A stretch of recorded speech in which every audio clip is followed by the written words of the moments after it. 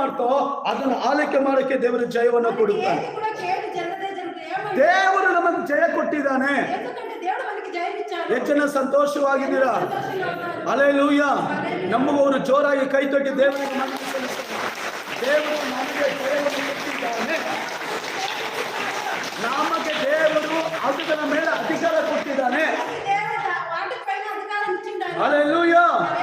ಕೀರ್ತನೆ 36ನೇ 136ನೇ ಕೀರ್ತನೆ 1ರಿಂದ ನೋಡುವುದಾದರೆ, ದೇವರನ್ನ ಸ್ತುತಿಸಿ, ಆತನ ಕೃಪೆ ಶಾಶ್ವತವಾದುದು.